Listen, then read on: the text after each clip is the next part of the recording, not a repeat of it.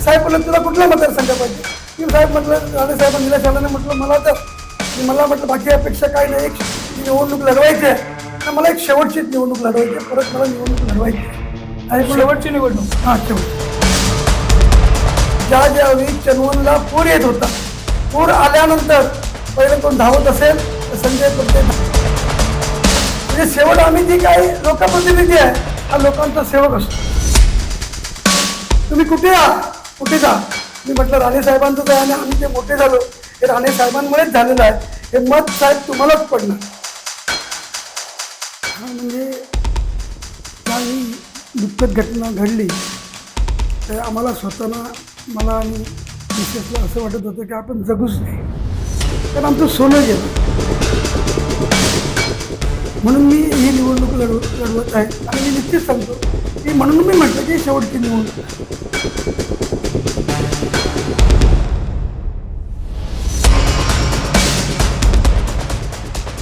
नमस्कार, मी साईनाथ गावकर. कोकण शाहीच्या मुलूक मैदान या विशेष कार्यक्रमामध्ये आपणा सर्वांचं स्वागत करतो. संपूर्ण महाराष्ट्रासहित अर्थातच सिंधुदुर्ग जिल्ह्यामध्ये देखील जिल्हा परिषद आणि पंचायत समितीच्या निवडणुकांचे वारे वाहत आहेत आणि अर्थात सिंधुदुर्गातील सर्वात हाय व्होल्टेज असलेली लढत म्हणजेच नेरूर जिल्हा परिषदची लढत. या लढतीमध्ये शिंदे शिवसेनेकडनं अर्थात महायुतीकडनं संजय पडते हे निवडणुकीच्या रिंगणात आहेत. तर त्यांच्या समोर उद्धव बाळासाहेब ठाकरे पुरस्कृत शिवसेनेचे अर्थात ग्रामविकास पॅनल त्यांनी केलेलं आहे, ते रुपेश पावसकर देखील आहेत. त्यामुळे अर्थातच या लढतीला एक वेगळं महत्व प्राप्त झालंय. यातील एक प्रबळ दावेदार आणि प्रबळ उमेदवार असलेले संजय पडते स्वतः आपल्या सोबतीनं आहेत. पडते साहेब, कोकणशाहीच्या या मुलूक मैदानमध्ये मी आपलं स्वागत करतो. अगदी मी सुरुवातीलाच बोललो की हाय व्होल्टेज लढत आहे, पण प्रत्यक्षात पाहत असताना आपल्याला भेटत असलेली एकूणच या ठिकाणी कार्यकर्ते आणि सर्वसामान्यांची साथ, ही निवडणूक नेमकी हाय व्होल्टेजकडे जाणार की एकतर्फी जाणार हा सुद्धा प्रश्न तो 7 तारीखला क्लिअर होईल.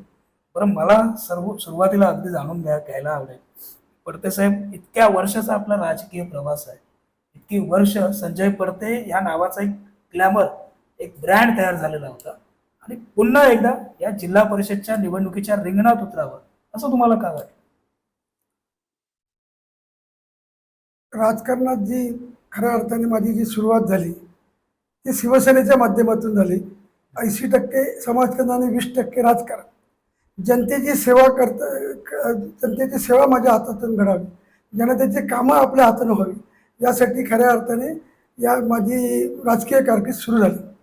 या जिल्ह्याचे पालकमंत्री त्यावेळीचे 95 सालचे राणेसाहेब होते आणि 95मध्ये राणेसाहेब ज्यावेळी निवडून आल्यानंतर जिल्ह्याचे पालकमंत्री झाले आणि पालकमंत्री झाल्यानंतर या मतदारसंघाचे आमदार शिवसेनेचे माझ्या युतीचे त्यावेळेचे शंकर कांबळे झाले.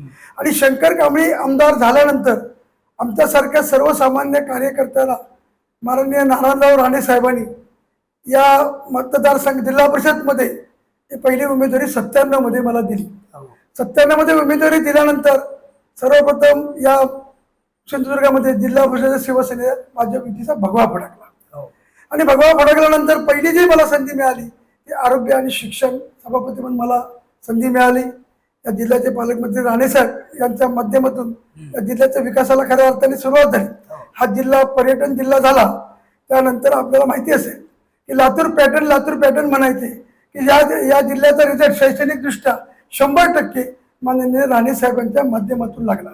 सिंधुदुर्ग जिल्हा परिषद आपल्याला माहिती आहे की आज जवळजवळ 20 वर्ष ही राणे साहेबांकडे आहे. राणे साहेबांकडे असल्यामुळे त्या जिल्हा परिषद म्हणजे कुठलाही भ्रष्टाचार झालेला नाही, कुठलंही खोटं काम झालं नाही, कारण त्या जिल्हा परिषदची माननीय राणे साहेबांचा वचक होता. प्रत्येक जिल्हा परिषदचा अध्यक्ष असो, सभापती असो, हे सर्व पदाधिकारी हे राणे साहेबांच्या सांगण्यावरून सर्वसामान्य जनतेची कामं करत होते. आज आपल्याला माहिती असेल की 50 जिल्हा परिषद मतदारसंघ आहेत. त्या मतदारसंघामध्ये जवळजवळ आमच्या त्यावेळेला 41 जिल्हा परिषदचे सदस्य राणे साहेबांच्या नेतृत्वाखाली निवडून आलेले होते. असंख्य जणांना सभापती मिळाले, अध्यक्ष झाले. पण ज्यावेळी आपण जिल्हा परिषदचं काम करतो, रस्ता, लाईट, वीज, पाणी या मूलभूत गरजा आहेतच, पण जिल्हा परिषदचं जे मेन काम जे आहे की पशुसंवर्धन असो, कृषी असो, शैक्षणिक असो, आरोग्य असो आणि महिला बालकल्याण असो, या शासनाच्या योजना, या योजनेचं राबवण्याचं काम, सर्वसामान्य जनतेपर्यंत पोहोचवण्याचं काम हे जिल्हा परिषद करत असते. त्यावेळी तो सदस्य ज्यावेळी त्या मतदारसंघातून निवडून होतो त्यावेळी त्या योजना शेतकऱ्यांसाठी पंप असो, ग्लास कटर असो, ताडपत्री असो, ज्या ज्या ज्या शेतकऱ्याला लागतात, पॉवर टिलर असो, या देण्याचं काम जिल्हा परिषदचं आहे. आरोग्य विषयात आरोग्य उपकेंद्र आहेत, आरोग्य केंद्र आहेत, त्या ठिकाणी सर्वसामान्य लोकांना आरोग्य सेवा चांगल्या प्रकारे मिळते की नाही हे काम करण्याचं काम त्या जिल्हा परिषद सदस्य लोकप्रतिनिधीचं असतं. आलेल्यांची ओपीडी किती आहे, सर्वसामान्य लोकांना औषधं मिळत आहेत की नाही, वेळेवर मिळत आहेत की नाही, ते काम त्या पद्धतीचं आहे. महिला बालकल्याणच्या ज्या योजना आहेत त्या सर्वसामान्य लोकांना घरघंटी म्हणा, इतर सायकली म्हणा, शाळेच्या मुलांना सायकली म्हणा, किंवा ज्या आता आपल्या लाडक्या बहिणी ज्या आहेत त्यांच्या जी योजना म्हणा, ही आता योजना सुद्धा महिला बालकल्याणतर्फे राबवली जात आहे. त्याचप्रमाणे समाज कल्याण खातं आहे. सर्वसामान्य जे गरजूंना, ज्या अपंगांना मोटरसायकल दिल्या जातात, किंवा आपण समाज मंदिरं आहेत, समाज मंदिराबरोबर ते घरकुल योजना आहे, समाज मंदिरातील घर दुरुस्तीसाठी पैसा आहे, शेषमधला घर दुरुस्तीचा पैसा, म्हणजे अनेक योजना ही स्थानिक स्वराज्य संस्था आहे. हे मिनी, आपण किती जरी म्हटलं तरी मिनी मंत्रालय म्हणजे हे खऱ्या अर्थाने जिल्हा परिषद आहे. त्या जिल्हा परिषदमध्ये मला जवळजवळ 15 वर्षाचा अनुभव आहे.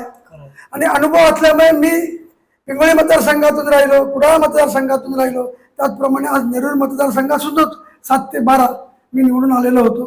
त्यावेळी सुद्धा जी कामं झाली, माननीय राणेसाहेब या जिल्ह्याचे पालकमंत्री होते आणि नेमकं मला म्हणजे कलेश्वराच्या आशीर्वादाने, माऊलीच्या आशीर्वादाने जिल्हा परिषदचं अध्यक्षपद मिळालं. आणि अध्यक्षपद मिळालं, लाल दिव्याची गाडी मिळाली. आणि लाल दिव्याची गाडी मिळाल्यानंतर खऱ्या अर्थाने नेरूर मतदारसंघामध्ये रस्ता, लाईट, वीज, पाणी आणि पहिलीच पंतप्रधान सडक योजना आली.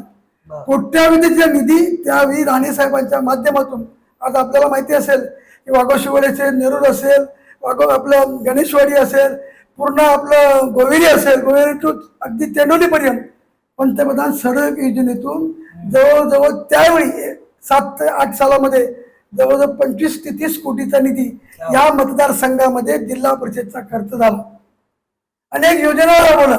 पण त्याचबरोबर ज्यावेळी चनवणला पूर येत होता, पूर आल्यानंतर पहिलं कोण धावत असेल तर संजय पडते, धान्यापासून सगळं घेऊन, ताडपत्रीपासून, सर्वसामान्य लोकांना ब्लँकेटपासून, त्या सर्वसामान्य जे चनवणचे लोक होते त्याही सगळ्यांना रातोरात शाळेत आणून ठेवायचं. बोटीतून घेऊन शाळेत आणल्यानंतर त्यांना अन्नधान्य, जेवणाची व्यवस्था करायची. त्याचप्रमाणे सरमळ भाटीवाडीतले लोक, ज्यावेळी त्यांना प्रसंग आला पहिलं उठून आम्ही तिथे गेलो. म्हणजे शेवट आम्ही जी काही लोकप्रतिनिधी आहे हा लोकांचा सेवक असतो. आणि सेवक म्हणून मी काम केलेलं आहे. आज ज्यावेळी मी लोकांच्या घरात गेलो ते आतुरतेने जुने जे लोक होते, अरे साहेब, प्रतिसाहेब तुम्ही नाही आलात तरी चालेल, आमचं मत तुम्हाला, तुम्ही कुठे कुठे जा. मी म्हटलं राणेसाहेबांचंच आहे आणि आम्ही जे मोठे झालो हे राणेसाहेबांमुळेच झालेलं आहे. हे मत साहेब तुम्हालाच पडणार. कोणी तुमच्या समोर उभं राहिलं तुम्ही, तर मला कुठलंही आव्हान नाही. कारण मी लोकांसमोर जातो, त्यांच्या समोर ज्यावेळी नतमस्तक होतो, नाही साहेब तुम्ही त्यावेळी मला घरदुरुस्तीला पैसे दिले होते, त्यावेळी तुम्ही पंप दिले होते, संजय गांधी निराधार योजनेतून मला तुम्ही पेन्शन मिळवून दिली होती, हे ज्यावेळी लोकांकडनं ऐकायला मिळते त्या खऱ्या अर्थाने एक आनंद होतो की आपण कुठेतरी लोकांची सेवा केली म्हणूनच लोक आपल्या पाठीशी आहेत.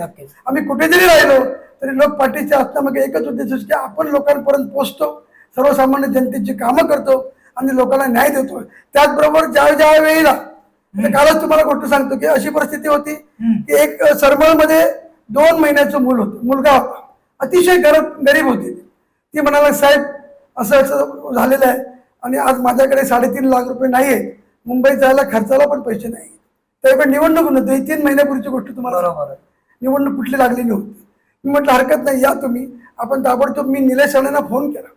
निलेश राणे सांगितलं ताबडतोब मुंबईला पाठव. मी ताबडतोब त्यांना इथून मुंबईला पाठवायची व्यवस्था केली आणि मुंबईला पाठवल्यानंतर ताबडतोब कोकिळा हॉस्पिटलमध्ये निलेश राणे साहेबांनी तिथं मोफत ऑपरेशन करून दिलं.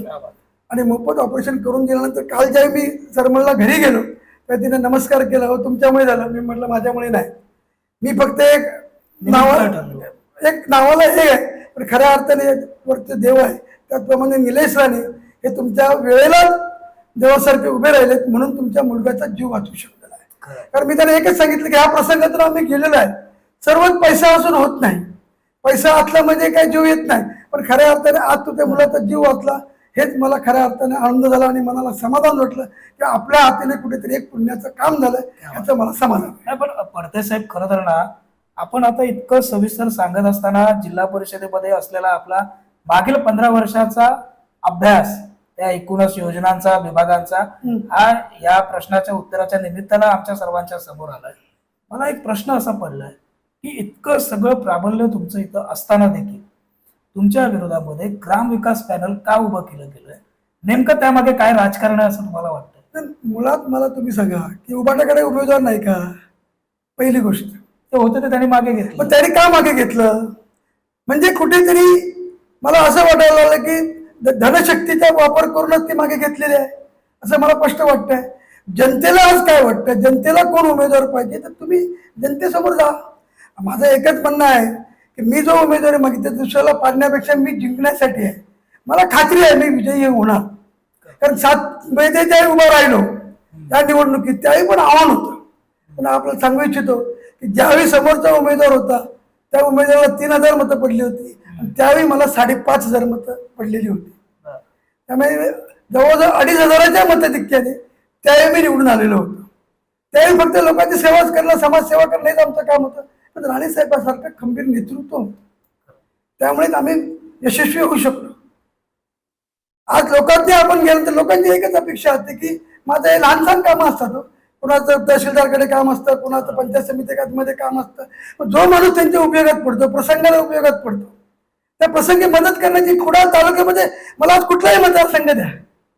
नेरूर असं नाही, पण मी साहेबांना म्हटलेलं हे पण की मला ओपन पडलं तर नको, ओबीसी कुठलाही मतदारसंघ द्या. कारण ओपन मध्ये आपण अन्याय नको की ओपनला शेवटी न्याय मिळाला पाहिजे. मग ओपन मध्ये ओबीसी नको. साहेब बोलले तुला कुठला मतदारसंघ पाहिजे?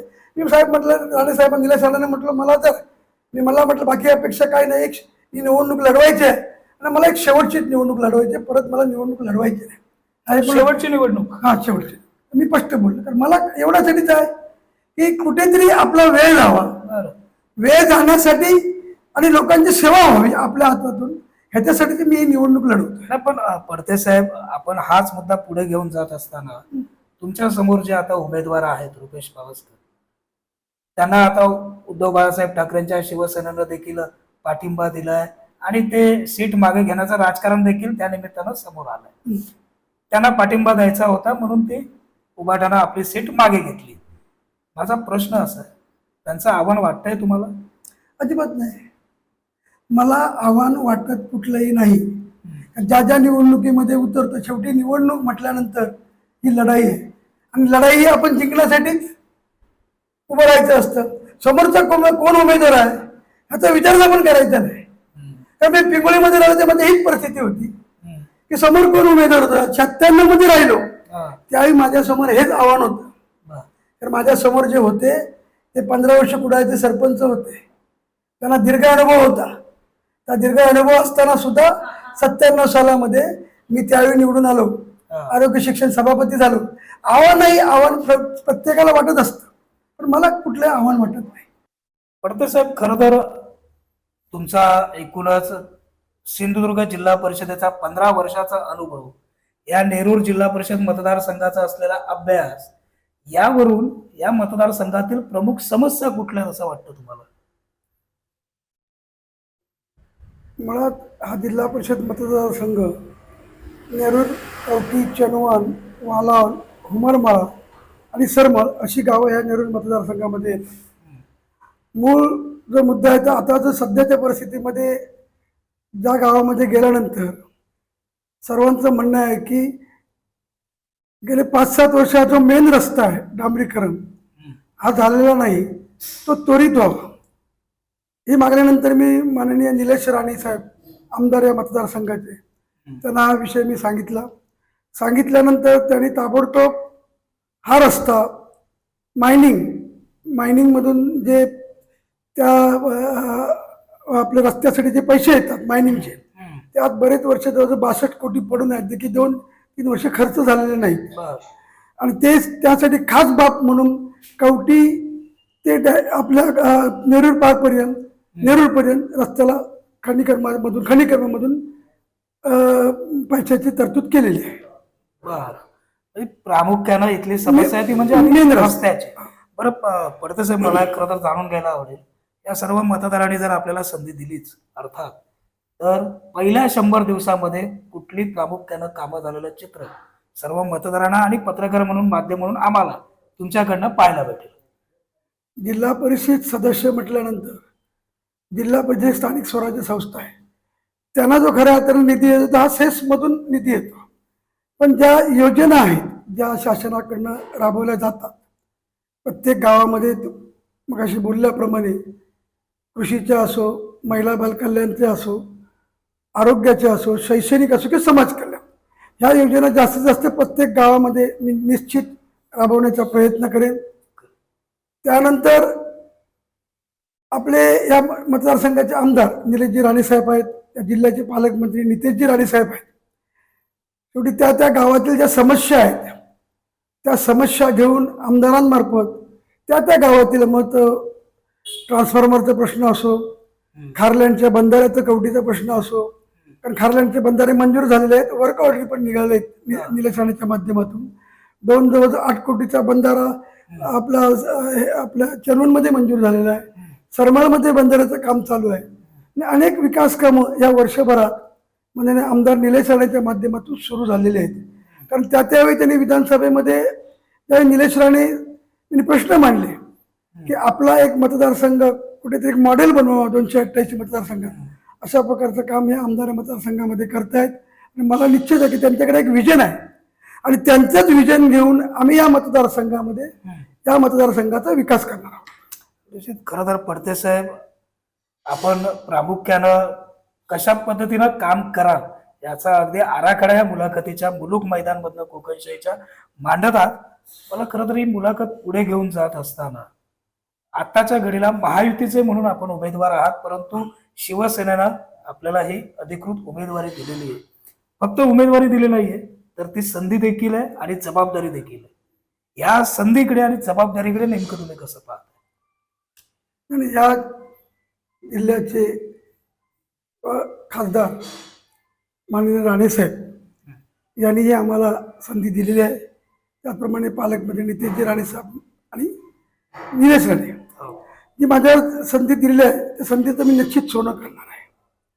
कारण ही जबाबदारीतून ज्यावेळी आपण काम करताना सर्वसामान्य लोकांना काय पाहिजे, सर्वसामान्य लोकांच्या अडचणी काय, कारण सर्वसामान्य लोकांना ज्यावेळी आपण प्रशासनाकडे घेऊन जातो काही कामं त्यांची लवकर होत नाही, ती कामं त्यांची कशी होतील, मग तहसीलदार असो, त्याचप्रमाणे कलेक्टरकडे असो किंवा आपल्या प्रांताकडे असो किंवा पंचायत समिती जिल्हा परिषदकडे असो, ज्या योजना राबवताना लवकरात लवकर त्या योजनेचा लाभ व्हावा त्यासाठी माझे निश्चित प्रयत्न असणार आहेत.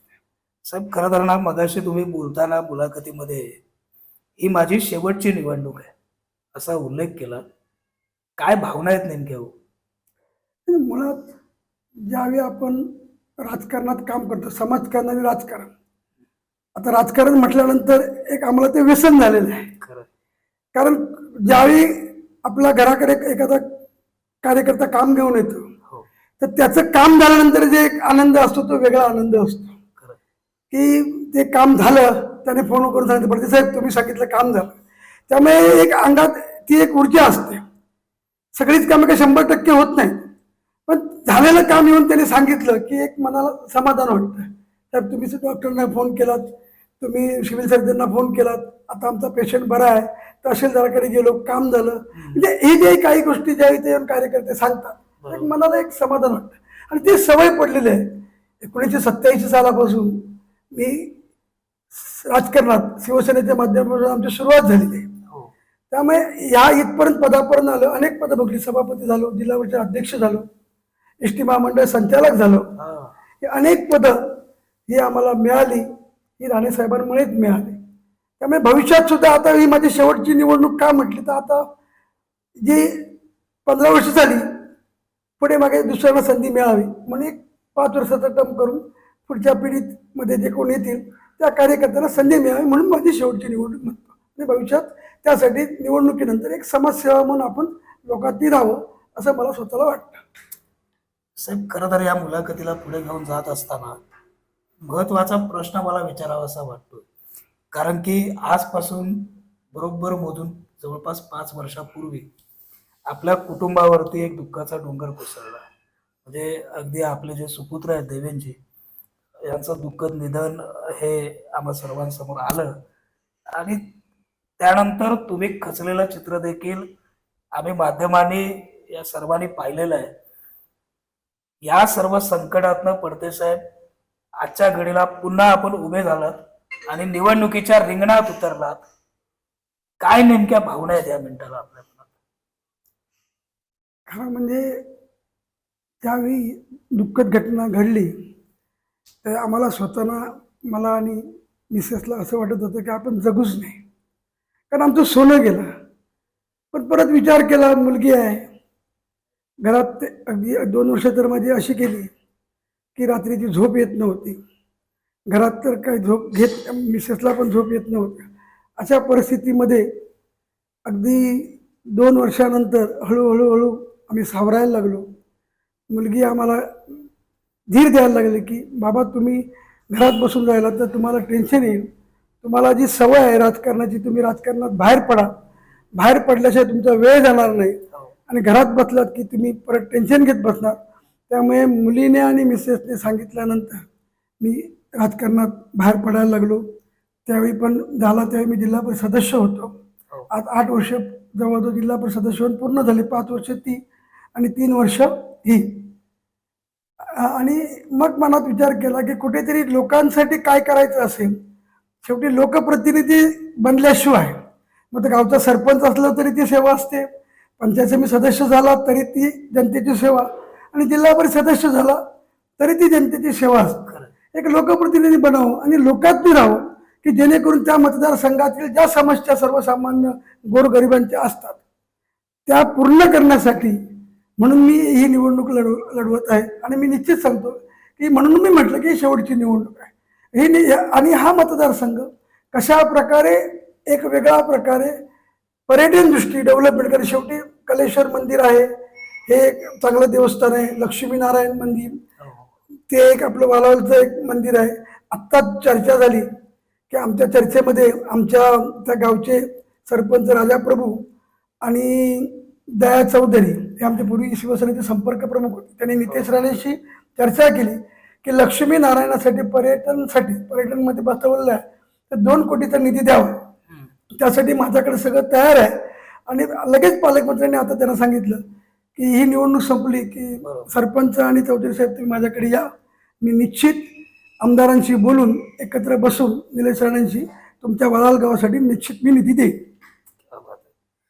खरं तर ना पडते साहेब, आपण उद्धव बाळासाहेब ठाकरेंच्या शिवसेनेमध्ये या ठिकाणचे जे माजी आमदार आहेत आता वैभव नाईक यांच्या सोबतीनं खांद्याला खांदा लावून काम केलेलं चित्र सर्वांनी पाहिलेलं आहे.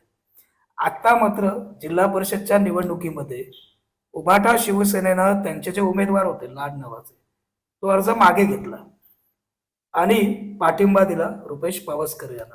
हे सर्वजण एकवटलेत, हे संजय पडतेना पाडण्यासाठी एकवटलेत. हा जाणीवपूर्वक रचण्यात येत असलेलं षडयंत्र आहे असं तुम्हाला वाटतं का? किती जरी झालं तरी एक लक्षात घ्या, मी षडयंत्र म्हणू शकत नाही. कारण षडयंत्र रचणे संजय पडते, षडयंत्र भेदण्याची ताकद संजय पडतेमध्ये आहे. मी अशी किती आव्हानं खूप पेललेली आहेत. कारण शेवटी रणांगणात उतरणारा मनुष्य आहे सर्व तऱ्हेने. त्यामुळे मला म्हणून मी सांगितलं की किती कोणी काही करू नये, कोणी उमेदवार कोणी कोणाला पाठिंबा देऊ दे.